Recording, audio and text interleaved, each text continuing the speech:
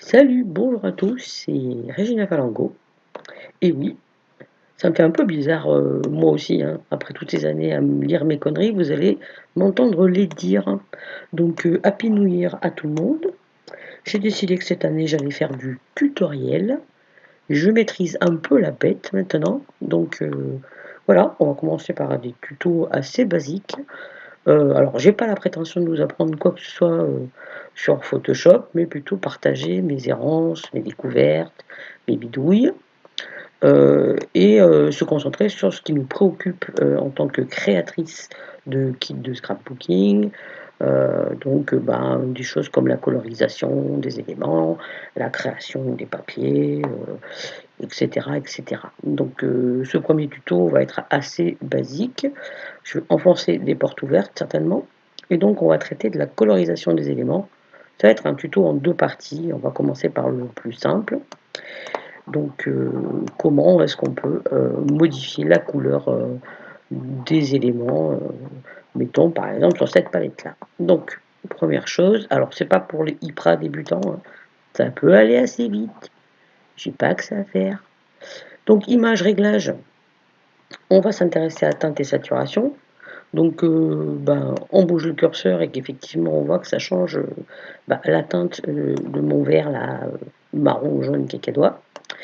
Mais ça change aussi tout le reste, donc ça ne me convient pas. Alors évidemment, je vous entends déjà murmurer, il faut sélectionner ça. Je sélectionne mon cacadois, hop, et je recommence. Et là, effectivement, je peux le changer tout seul et en choisissant les teintes. Voilà. Sauf que ben, le souci, c'est que ça fonctionne très bien sur des éléments qui sont dessinés vectoriels. Le mode de sélection avec la baguette magique, là. Mais sinon, ça fait une espèce de barbe de l'ancienne couleur. C'est pas ce qu'on veut. Donc, ok pour du vectoriel bien joli, mais non pour le reste, la sélection. Donc, qu'est-ce qu'on a d'autre comme option? Ben, on va aller regarder réglage ici, balance des couleurs. Donc ça fonctionne comment? Et ben au lieu de changer de teinte, on va rajouter une teinte spécifique. Là, on rajoute du cyan à toute la palette et du rouge à toute la palette ou du magenta, etc. Bon, pareil, ça peut fonctionner sur des éléments. Il faut savoir que il n'y a pas qu'une méthode, il y en a plein. On tente hein, et on regarde celle qui nous convient le mieux. Mais en ce qui me préoccupe, en l'occurrence pour ce cacadois, ça ne fonctionne pas euh, isolé, de manière qualitative. Donc, du coup, qu'est-ce qu'il nous reste d'autre comme option? Eh ben, il y a celle-là, qui est aussi très basique, hein. Alors, on prend le calque, on fait un calque supplémentaire, clic droit, créer un masque d'écrêtage, et là, on va aller choisir une couleur, et hop, et ben, on a changé la couleur. Pareil, hein, ça peut fonctionner. Faut savoir que rajouter à la couleur, on a tous les modes de fusion. Donc hop, produit par exemple, c'est pareil, pas trop savoir le résultat, faut bidouiller, faut chercher, peut-être que quelque chose va vous convenir. Bon, ceci dit, tout ça est bien beau, mais ça fonctionne bien sur les options numériques, hein, un dessin. Par contre, sur un véritable élément, ça se passe comment? Donc, on va prendre ce magnifique CU que j'ai fait moi de mes petites mains et que j'ai cousu très très mal d'ailleurs, voilà, qui est en noir et blanc. Alors attention, c'est un vrai noir et blanc. Petite astuce, image, réglage, mode, ici, si vous allez sur mode, vous allez voir, enfin si vous y arrivez, que c'est marqué couleur RGB et non pas niveau de gris. Faites attention quand vous achetez des fois des CU en noir et blanc, qui ne soient pas en niveau de gris, il faut changer et mettre mode noir et blanc, RGB. Donc c'est un noir et blanc. Paf, on va réessayer ça tout à l'heure, teinte et saturation. Qu'est-ce qui se passe? Eh ben rien. Pourquoi? Parce qu'on ne peut pas changer la teinte d'un noir et blanc. Donc si on veut changer la teinte avec ces modes qu'on a vus, il faut passer par balance des couleurs. Je vais en profiter pour vous montrer un petit truc Falango.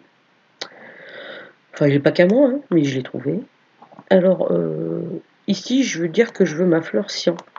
C'est magnifique. Bah, je sais pas, mais je suis excitée, c'est trop joli.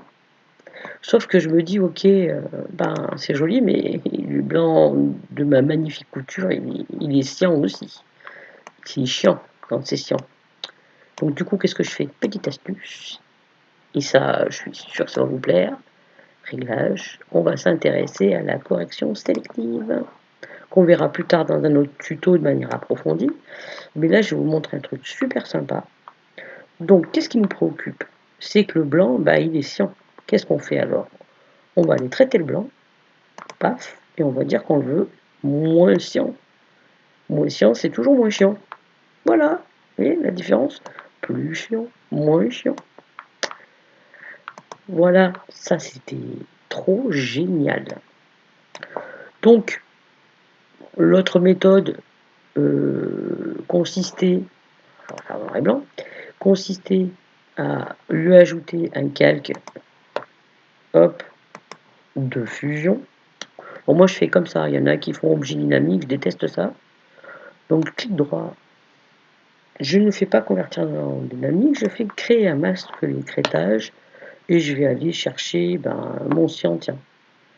Non, le cacadois, pour le cacadois, et paf. Et là, je joue avec les modes de fusion et c'est l'aventure. Hein. Non, Berk, Bereberk, Rereberk. Oh, c'est un peu palo. Hein. Là, ça pourrait être pas mal. Hein. Si évidemment la palette qu'on me propose, et ben là, cette couleur-là, j'ai pas besoin de faire de modifications, c'est génial. Donc on va dire que ça me va. Donc je fusionne. Et j'ai le même souci, hein. C'est un petit peu bizarre là. Hein. Et donc là, avant de passer à la deuxième partie de ce tuto, comment on fait pour changer la couleur de ça? Quand c'est pas une des couleurs basiques, cyan, magenta, jaune, et on va s'intéresser à savoir c'est quoi la couleur. Et je vous invite à le faire très souvent. C'est quoi la couleur? Et là, paf, on se rend compte que c'est un jaune qui est situé à la limite du vert, ici.